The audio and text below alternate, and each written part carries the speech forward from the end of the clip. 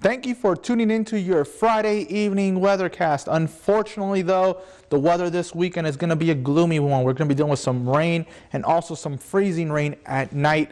We are currently experiencing a warm front that's pushing through the southern half of the Sunrise side, and looking at the temperatures, you can kind of see where it is. 46 in Harrisville, 51 in Tawa, so a lot toastier as you make your way towards the south. 49 in West Branch.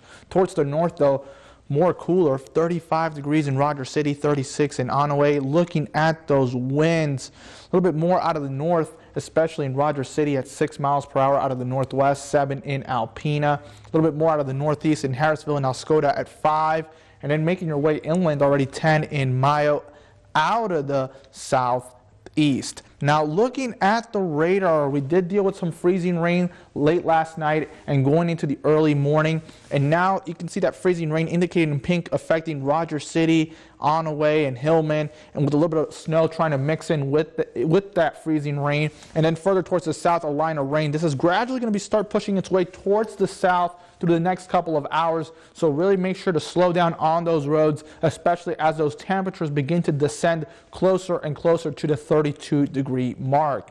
Now going into the weekend, we are pretty much going to be dominated by the stationary front throughout southern Michigan, and that's going to keep us on the cloudier side.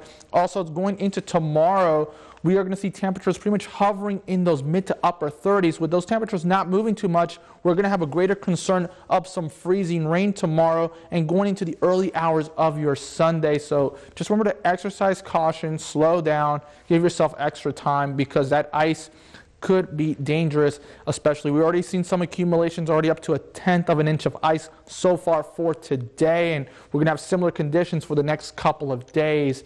Now going into your Sunday, that will eventually turn purely into rain. Going into your Sunday night, we could still be dealing with a couple more rain showers, and then on Monday, that will be pretty much the beginning of the end of this disturbance, as we pretty much introduce one more shot of rain, with low pressure making its way from Kansas and Oklahoma today all the way to Michigan by Monday morning. Now for your hour by hour for your Friday night and the very early hours of your Saturday, pretty much hovering on either side of 32 degrees, and because of that, we could have some sleet and freezing rain involved, especially as we approach sunrise.